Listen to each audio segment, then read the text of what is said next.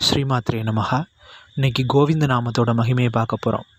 மகாபாரதத்தில் வர திரௌபதி, அதாவது பாஞ்சாலியை நிறைஞ்ச சபையில் வச்சு கௌரவர்கள் அவமானப்படுத்துகிறாங்க. பாண்டவர்கள் கௌரவர்கள்ட்ட சூதாடி தன்னோட மனைவி அடமானம் வச்சு தோத்துடுறாங்க.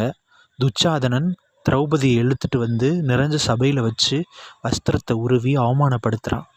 எவ்வளவோ பேர்கிட்ட உதவி கேட்டா திரௌபதி, யாருமே உதவிக்கு வரலை. கடைசியில் இறைவனே கதின்னு சொல்லி கோவிந்தா அப்படின்னு தன்னோட 2 கைகளையும் உயர்த்திடுறா. அப்படி உயர்த்தும் போது தான் சுவாமி வானத்தில் பிரத்யக்ஷமாகி வஸ்திரதானம் செஞ்சு அவளோட மானத்தை காப்பாற்றுறார். கோவிந்தாங்கிற நாமத்துக்கு அப்படி ஒரு சக்தி உண்டு. கோவிந்தா அப்படின்னா தனக்கிட்டேருந்து போகிற எதுவும் திரும்பாதுங்கிற ஒரு அர்த்தம்.